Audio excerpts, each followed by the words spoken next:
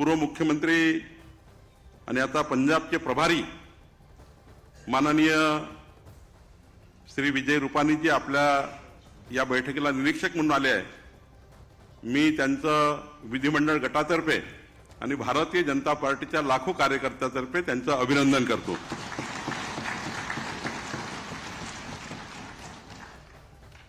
या बैठकीला आपल्या सहनिरीक्षक म्हणून आपल्या सर्वांच्या परिचित आणि आपल्या सर्वांना व्यक्तिगत आपल्या सर्वांची ज्यांची ओळख आहे अशा आपल्या देशाच्या वित्तमंत्री आदरणीय निर्मला सीतारामनजी या ठिकाणी आले आहेत.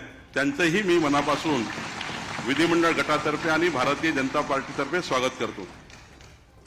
या बैठकीला आपले राष्ट्रीय सहसंघटन महामंत्री श्री शिवप्रकाशजी, आपल्या पक्षाचे राष्ट्रीय महामंत्री विनोद तावडेजी, आपल्या मुंबई शहराचे अध्यक्ष आशिष शेलारजी, आपल्या विधान परिषदेचे गटनेते श्री प्रवीण दरेकरजी, या बैठकीला आवर्जून आपल्या पक्षासोबत ज्यांनी आपल्या भारतीय जनता पार्टी युतीमध्ये ज्यांनी निवडणूक लढवली असे जनसुराज्याचे माननीय विनय कोरेजी, युवा स्वाभिमानचे रवी राणाजी आणि उपस्थित आपले सर्व, कारण आता सर्वांचे नावं मी उल्लेख करू शकणार नाही, सर्वांनी क्षमा करावी, आमच्या कोर कमिटीचे सर्व सदस्य, उपस्थित सर्व बंधू भगिनी. मी आधीच सांगितलं की हा ऐतिहासिक दिवस आहे आणि हा ऐतिहासिक दिवस एक माफ करा, मी आपले नेते माननीय देवेंद्रजी फडणवीस साहेबांचा उल्लेख करायचा राहून गेला, ते उपस्थित आहेत.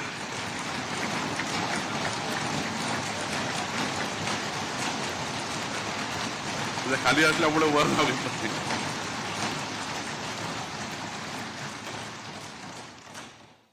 खरं तर आपल्या सर्वांकरता आज आनंदाचा दिवस आहे. त्या जो ऐतिहासिक विजय आपल्याला मिळाला आहे, आपल्या लाखो कार्यकर्त्यांनी, आपल्या सर्व भारतीय जनता पार्टीच्या संपूर्ण महाराष्ट्रातील पदाधिकारी कार्यकर्त्यांनी, आपण सर्वांनी, भारतीय जनता पक्षाचे आपले सर्व उमेदवार आपण होतो, आता आपण आमदार आहोत, पण आपण सर्वांनी या ठिकाणी माननीय पंतप्रधान नरेंद्र मोदींच्या नेतृत्वामध्ये, त्यांच्या मार्गदर्शनाखाली आणि माननीय आपले नेते देवेंद्रजी फडणवीस साहेबांच्या नेतृत्वामध्ये आपण हा महाविजय, ऐतिहासिक महाविजय व्हावा याकरता सर्वांनी खूप प्रचंड ताकद लावली, खूप प्रचंड मेहनत केली. माननीय मोदींच्या नेतृत्वामध्ये आपण या ठिकाणी डबल इंजिन सरकार या महाराष्ट्रामध्ये, या महाराष्ट्राला पुढे नेऊ शकतो.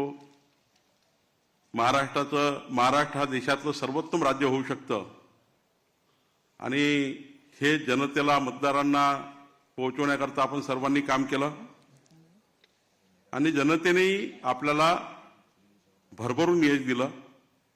जनतेने प्रचंड मोठा विश्वास आपल्यावर टाकला.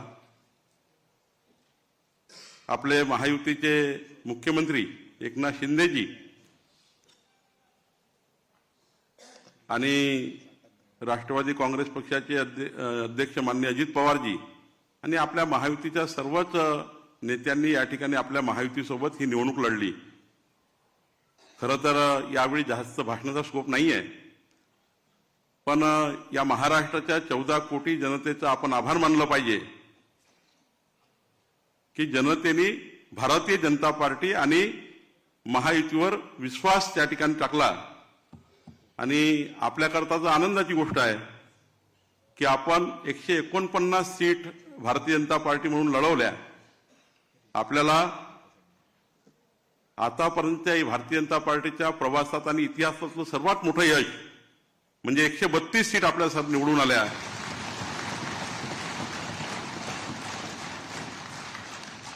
जर आपण आतापर्यंत इतिहासातला आपला सर्वात मोठा विजय आहे.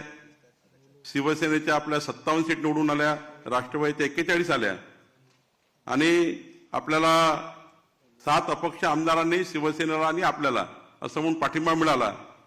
आपला आता विधानमंडळाचा विधिमंडळ गट जर विचार केला तर 237 जवळपास आमदाराचा गट या ठिकाणी असणार आहे आणि भाजपाचा जर विधिमंडळ गट विचार केला भाजपाचा तर 132 आणि 5 अपक्ष असे 137 आमदाराचा गट आपला असणार आहे। खरं तर ही मोठी उपलब्धी आपल्याकरता आहे। या ठिकाणी मी एवढंच सांगेल की मोठं यश आहे, जनतेचा विश्वास आहे। माननीय देवेंद्रजींच्या नेतृत्वावर आपण ही निवडणूक लढवली असल्यामुळं खरं तर 14 ते 19 या काळामध्ये माननीय देवेंद्रजींनी ज्या पद्धतीने या महाराष्ट्राला समोर नेलं, या महाराष्ट्राचे यशस्वी मुख्यमंत्री लोकनेते म्हणून त्यांनी काम केलं आणि मधल्या काळातही एकनाथ शिंदेच्या नेतृत्वाच्या सरकारमध्ये एकनाथ शिंदेच्या नेतृत्वातल्या सरकारने जे जे निर्णय घेतले त्या निर्णयाला माननीय देवेंद्रजींनी महाराष्ट्राच्या 14 कोटी जनतेपर्यंत नेण्याचा प्रयत्न केला आणि म्हणून हे यश फार मोठं यश आहे।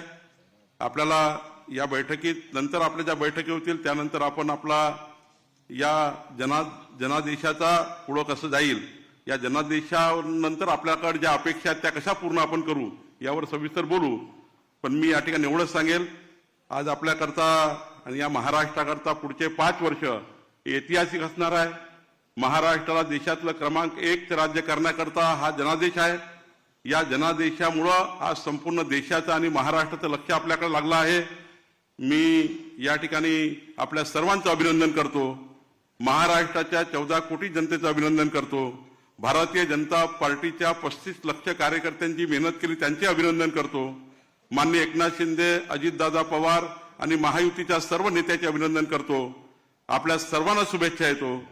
या ठिकाणी आपल्या विधिमंडळ गटनेत्याची निवड होणार आहे। मी माननीय आजच्या या गटनेत्याच्या विधिमंडळ गटनेत्याच्या आपल्या निवडीकरता आलेले माननीय गुजरातचे पूर्व मुख्यमंत्री विजयजी रुपानी यांना विनंती करतो की त्यांनी गटनेत्याची प्रक्रिया सुरू करावी।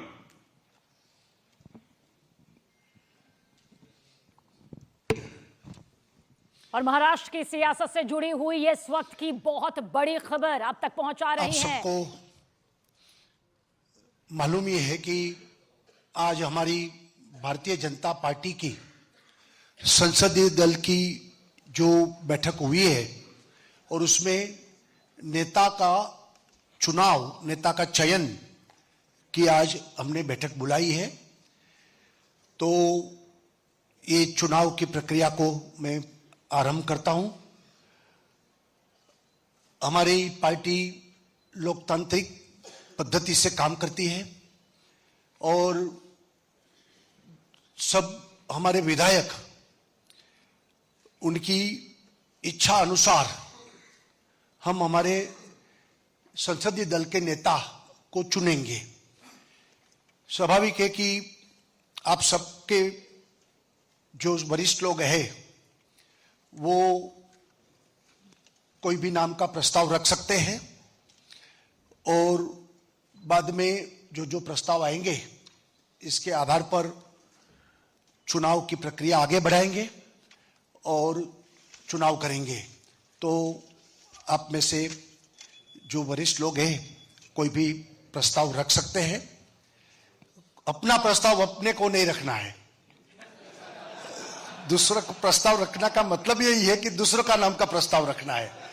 तो यहां आकर प्रस्ताव रख सकते हैं और बाद में सपोर्ट के लिए भी आप बात कर सकते हैं। तो प्रस्ताव रखिए।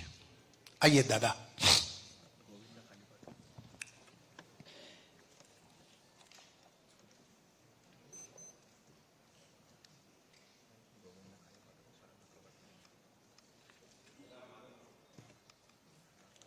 मी महाराष्ट्राच्या विधिमंडळ गटनेतेपदी आपल्या सगळ्यांचे मित्र, आपल्या सगळ्यांचे नेते, आपल्या सगळ्यांचे मार्गदर्शक माननीय देवेंद्रजी, सरिताताई, माननीय देवेंद्रजी, सरिताताई, गंगाधरराव फडणवीस यांचं नाव या ठिकाणी सुचवतो।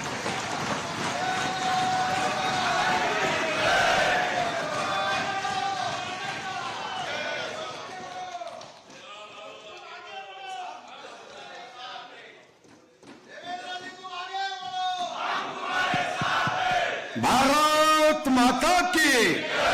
अरे सर्वांचे हात वरती घ्या. आपल्या काही सनी देवलचा हात आहे का 2.5 किलोचा. भारत माता की. वंदे छत्रपती शिवाजी महाराज की. छत्रपती संभाजी महाराज की.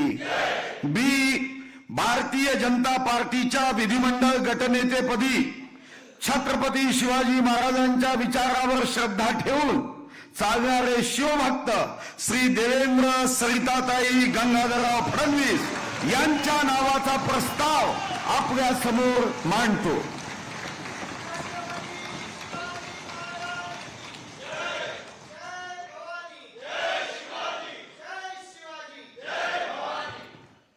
भारतीय जनता पार्टीच्या विधिमंडळाच्या नेतेपदी आदरणीय चंद्रकांत दादांनी आणि सुधीरभाऊ मुनगंटीवारांनी आदरणीय देवेंद्रजी फडणवीस यांचा प्रस्ताव मांडलेला आहे. याला मी मनापासून अनुमोदन देते आणि मनापासून त्यांना खूप खूप शुभेच्छा देते.